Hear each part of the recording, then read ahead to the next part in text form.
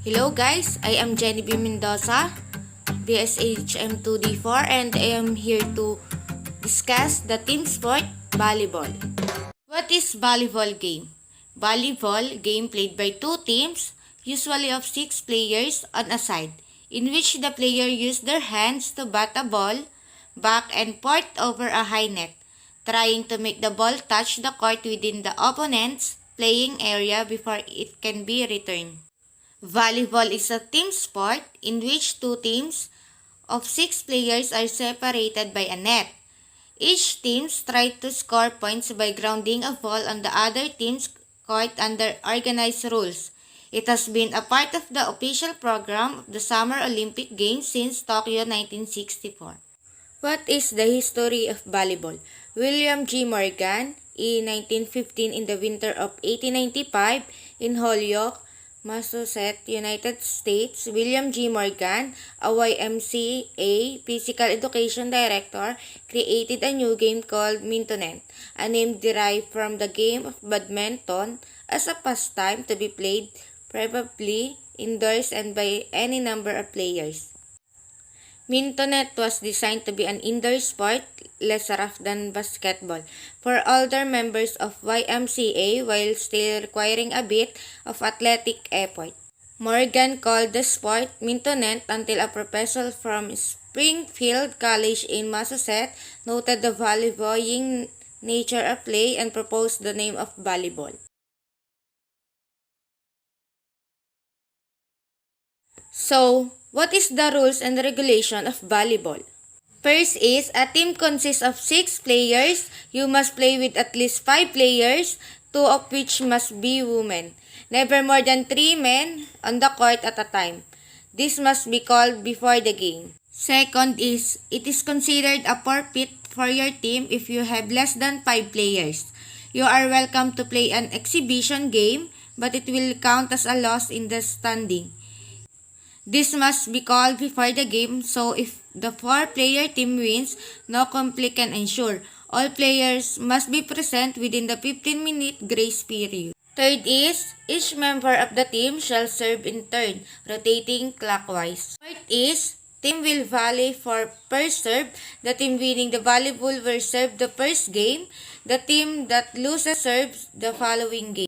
The fifth is, the server shall stand with both feet behind the rear boundary line and may not step on or over the boundary line until after the serve has been hit. 6. If a player touches ball or the ball touches a player, he or she is considered as having played the ball. Exception: a block is not considered a hit.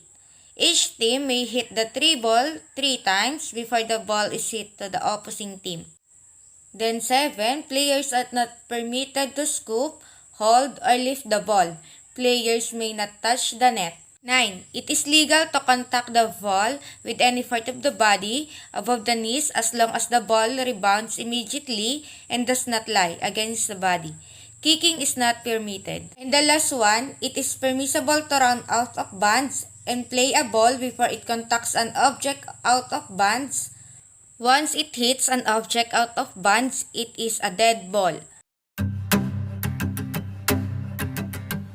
What is the court dimension of volleyball?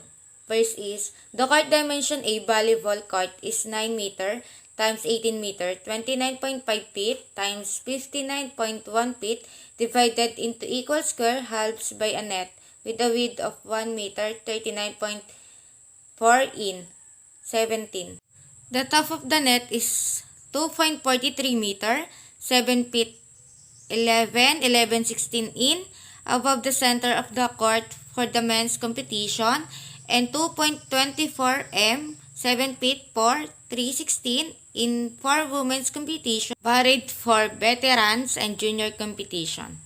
The minimum height clearance for indoor volleyball courts in 7 meter, 23.0 feet, although a clearance of 8 meters, 26.2 feet is recommended. A line 3 meter, 9.8 feet from and parallel to the net is considered the attack line.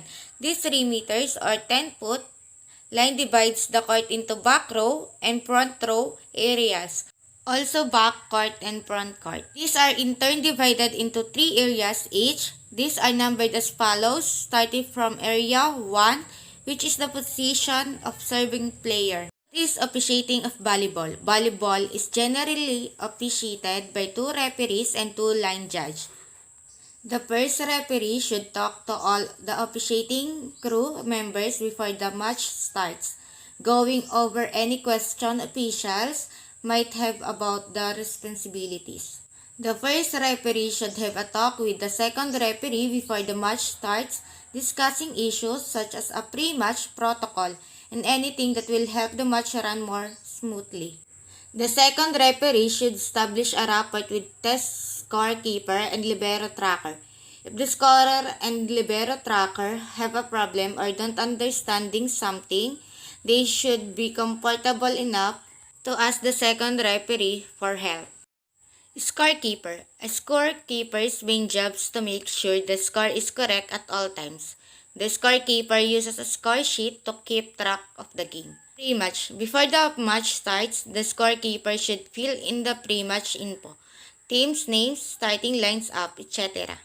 During the match, records points when they are scored, watches the serve and indicates immediately to the referees when the server has served out of order. It's also good preventive officiating to watch teams' rotation in case assistance is needed for the second referee to determine the correct team alignment. Records player substitute and team timeouts. Records any sanction. Records all other events as instructed by the referees. Records the final result of the set.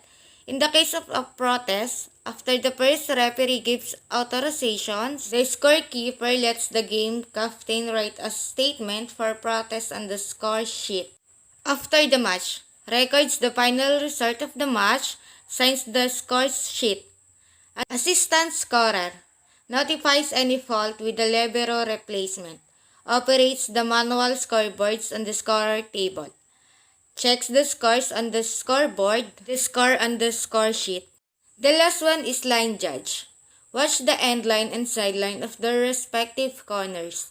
Line judge main responsibility is to make signals to help out the referees in making judgment calls. Line judge may be instructed to use flags to make the signals.